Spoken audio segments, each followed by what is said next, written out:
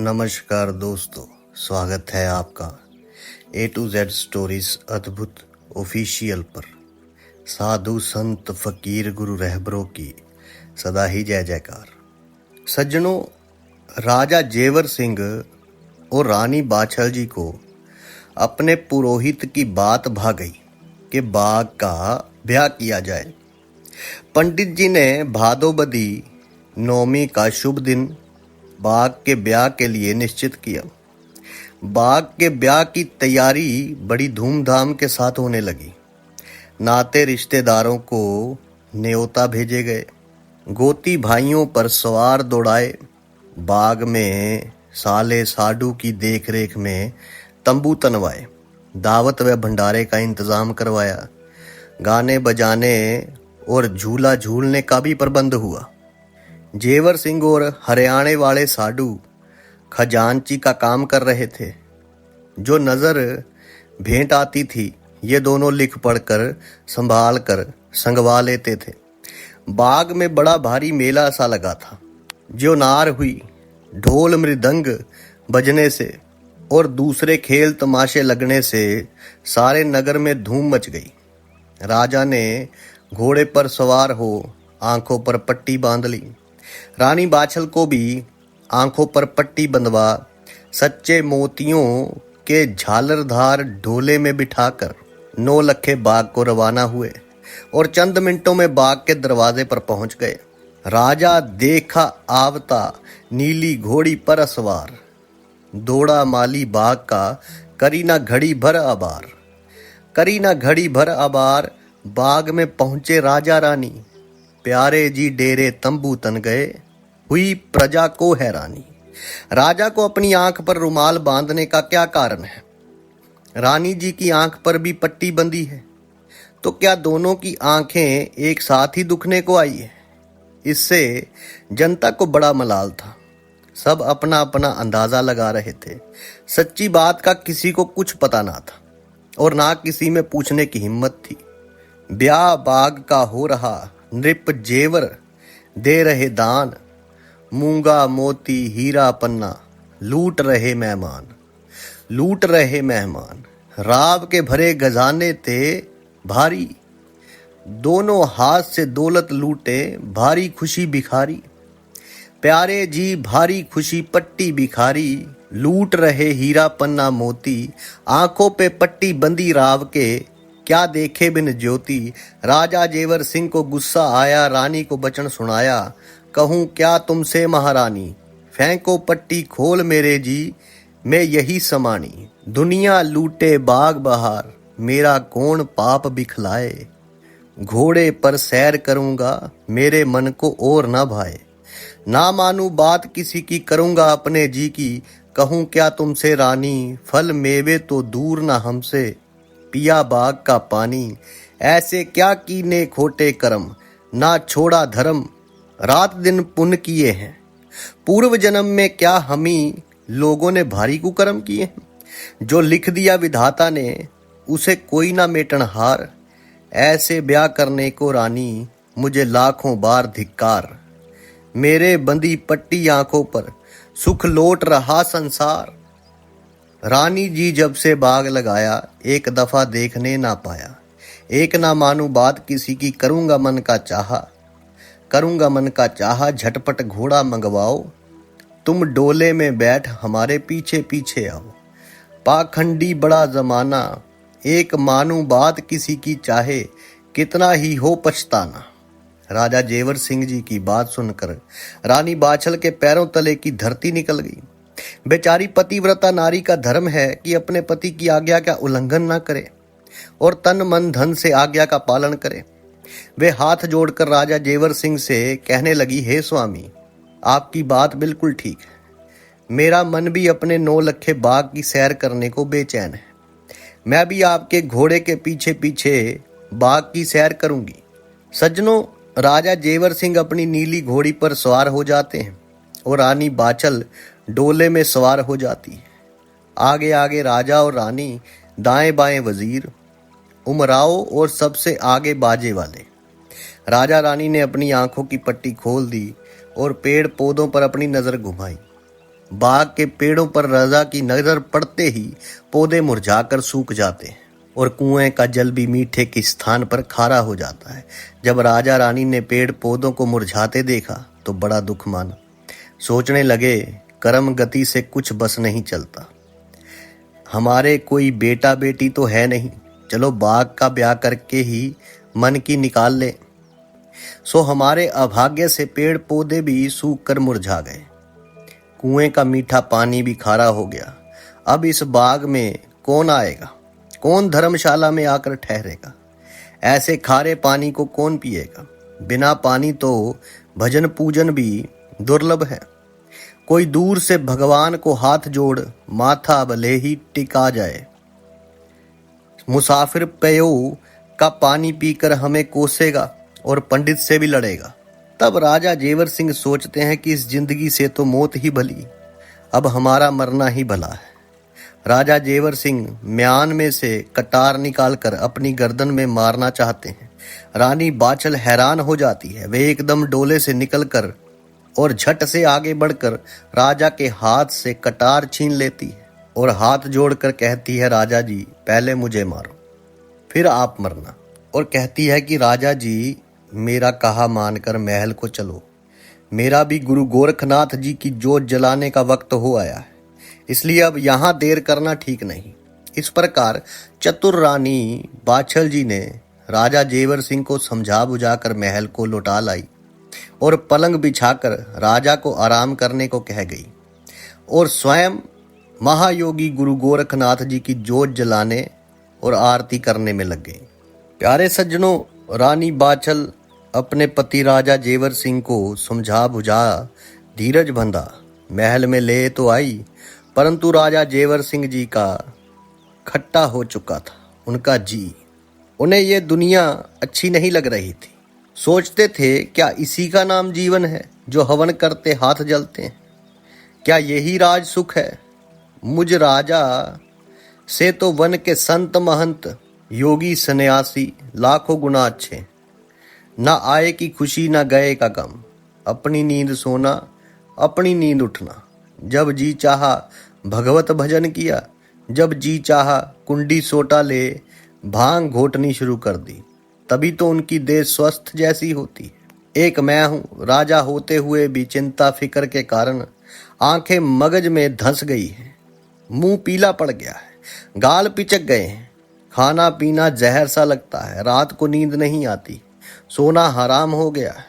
इससे तो साधु बनकर वन में रहना ही ठीक है।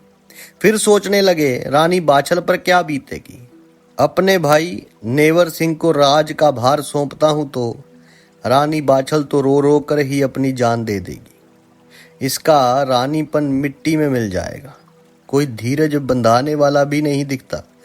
बांदी से भी बुरी इसकी दशा हो जाएगी, क्योंकि रानी बाछल की बहन काछल बड़ी धूर्त व कपटी स्वभाव की औरत है। वे बाछल रानी के साथ बड़ी बहन की तरह बर्ताव नहीं करती। रानी बाछल के साथ अच्छा बर्ताव होगा, इसकी मुझे जरा भी आशा नहीं। एक साली भगवान राम की भी थी, देवी उर्मिला, जिन्होंने अपने जीजा के वनवास के कारण दुखित हो अपने पति को अपनी बड़ी बहन व अपने बड़े जीजा की सेवा के लिए 14 वर्ष को वन में भेज दिया था। अपने स्वामी लक्ष्मण का विरह दुख हंसी खुशी से झेला था। और एक मेरी साली काछल है जो हम लोगों को खाता पीता नहीं देखना चाहती। हिंदू जाति का कितना पतन हो गया है। इससे तो यही मुनासिब है कि रानी बाछल के सिर पर ताज रखा जाए और सारे अधिकार राजकाज व फौज पलटन को रानी बाछल को ही सौंप देना चाहिए। रानी बाछल पतिव्रता नारी, दयालु स्वभाव की है और राज चलाने के काबिल पढ़ी लिखी भी है। तीर तमंचा तलवार चलाने में काफी चतुर है। चेहरे पर वीरता झलकती दिखाई देती है और वे दुश्मन का मुकाबला करने में भी काफी तेज व चतुर है। दुष्टों के संग रियायत ठीक नहीं है। कवि का कहा सच ही है, नीच ना छोड़े नीचता, कोटिन करो उपाय, नाग जहर ही उगलता, इतना ही दूध पिलाए। सज्जनों, राजा जेवर सिंह जी को जरा भी नींद नहीं आई। वे पलंग पर लेटे लेटे रात भर यही विचार करते रहे। दिन निकल आया। रात बीत गई। प्रभु का स्मरण कर शैया का त्याग किया और नित्य कर्म से फारिग हो भगवान का भजन करने लगे। इधर रानी बाछल स्नान ध्यान से फारिग हो अपने पति को शीश झुका महायोगी गुरु गोरखनाथ जी की जोत जला फारिग हो गई और राजा जेवर सिंह के चरणों की धूल अपने माथे पर लगाकर बोली, अब आपकी तबीयत का क्या हाल है? आपका चेहरा तो अब भी उदास है। रात को नींद आई या नहीं? अब चिंता छोड़ो, राम राम कहो और नाश्ता करके दरबार जाइए। महायोगी गुरु गोरखनाथ जी जरूर कृपा करेंगे और हमारे जो भी दुख हैं उन्हें जरूर दूर करेंगे। राजा रानी की बात सुनकर कहने लगे कि रानी, मैं तुमसे अपने मन की बात कहना चाहता हूँ। मुझे पूर्ण आशा है कि तुम मेरे इरादे में विघ्न नहीं डालोगी। पतिव्रता नारी कष्ट सहकर भी अपने पति के वचनों का मन वचन कर्म से पालन करती है। कहने लगे कि रानी जी, मैं क्या कहूँ, तुमसी त्रिया बांझ, नीच ऊंच सब बोली मारे, सुबह चैन ना सांझ। रानी जी बिना पुत्र जग सूना, बोली गोली सी लगती है और होए गम दूना। राजपाट को छोड़ बनूं साधु सन्यासी, जपू प्रभु का नाम छूट जाए 84। लाख कहो रानी जी हम एक न माने, वृथा जिद नहीं ठीक हमें दुख दिया विधाने। अब इसके जवाब में रानी बाछल जी कहती हैं कि राजा जी मत हो दुखी, यही जग की रीत। बुरे वक्त में गैर हो अपने करे ना प्रीत, करे ना अपने प्रीत ये जगत बड़ा खुद गर्जी। अपना दूजा ब्याह करो अब यही हमारी मर्जी। सोत जने संतान मैं हंस हंस गोद खिलाऊं, बच्चे को कलेजे से चिपटा मैं सबकी टहल बजाऊं। तो राजा जेवर बोले कि दूजी शादी ना करूं, रानी मत मारी करतार। शादी दूजी नृप उत्तन पाद की, बालक ध्रुव दिए निकार। ध्रुव दिए निकार नार दूजी रानी ने, खाद विदाता के धक्के ध्रुव वन को चल दीने। सीख माता की मान भेष जोगी का कर लीना, नारद मुनि मिले बन बीच ध्रुव को चेला है कीना।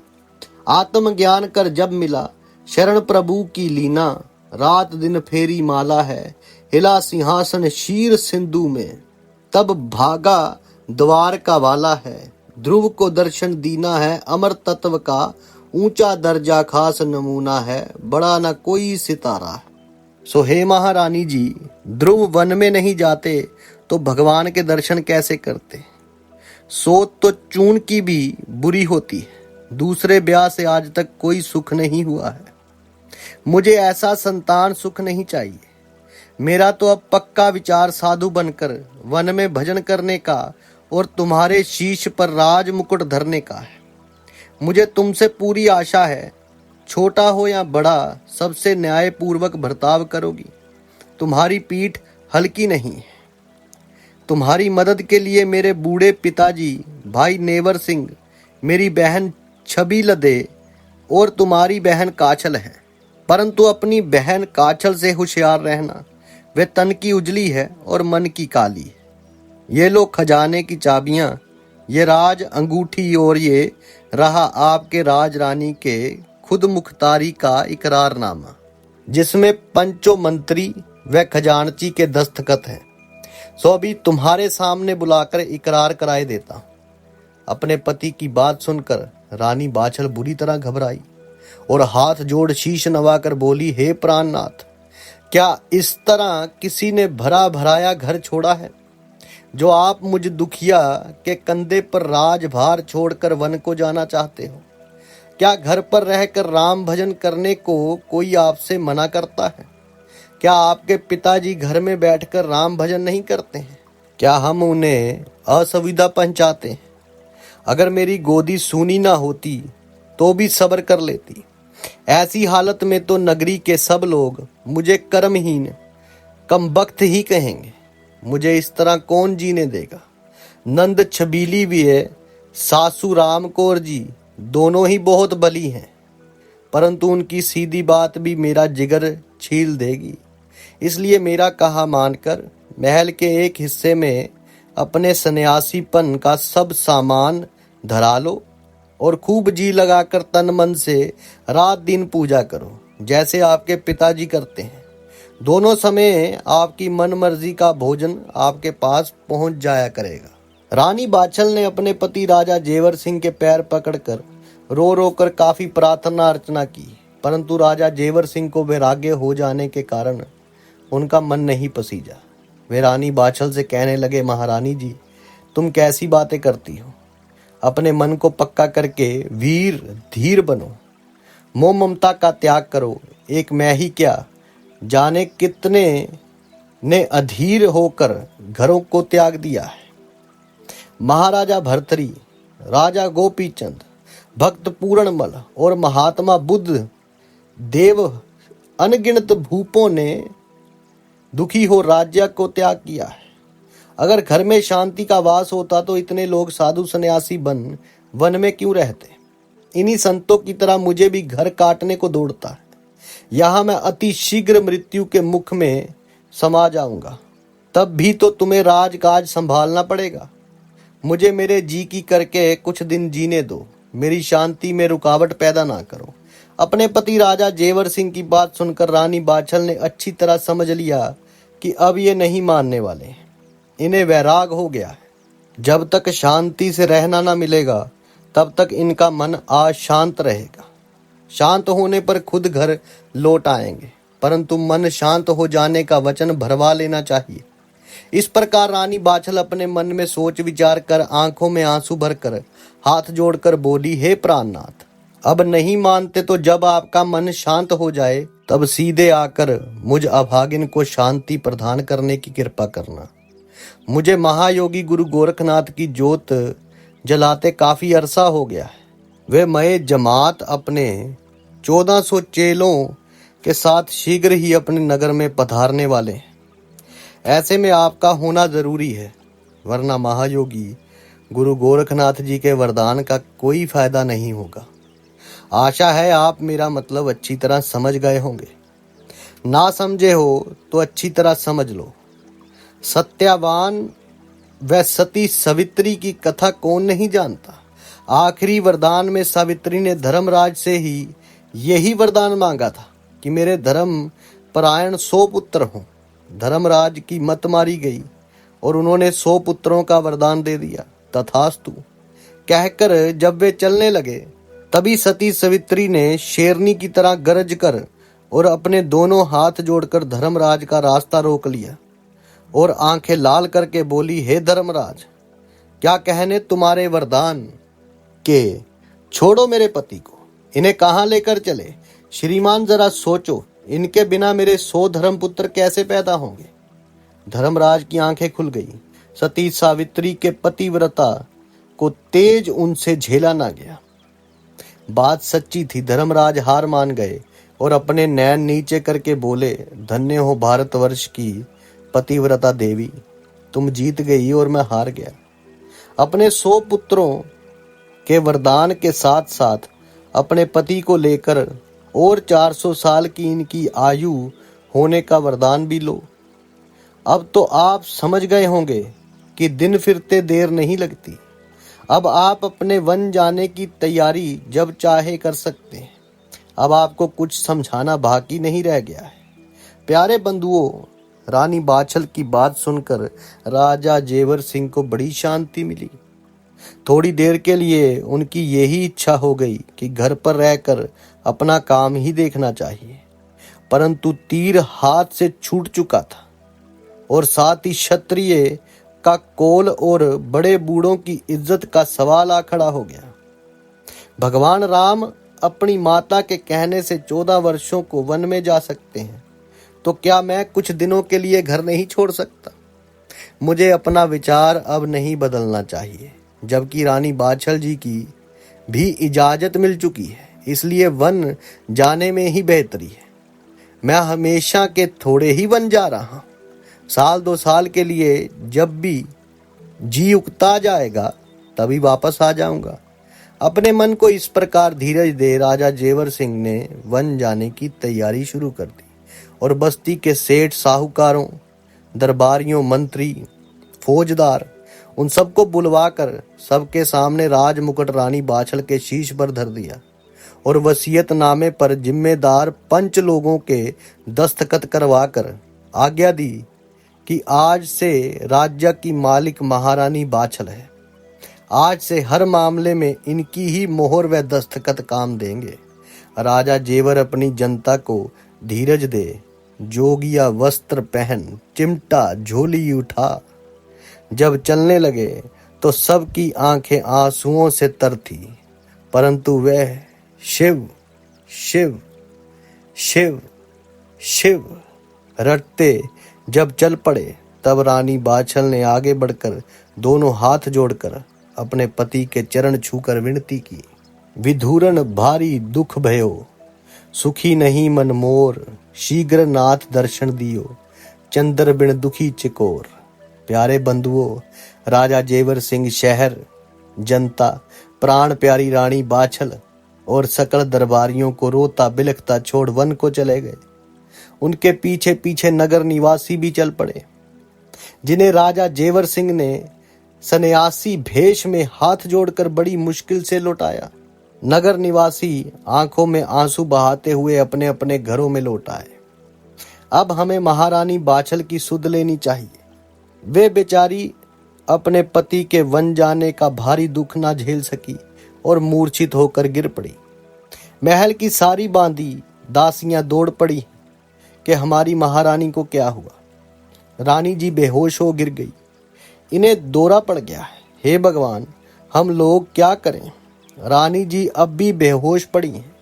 कोई दौड़कर लखलखा उठाकर सुंघा रही है। बहन काछल, ननद छबीलदे व सास रामकौर ये तीनों दहाड़ मारकर रोने लगी। राजा उमर सिंह व नेवर सिंह भी अधीर हो रहे थे।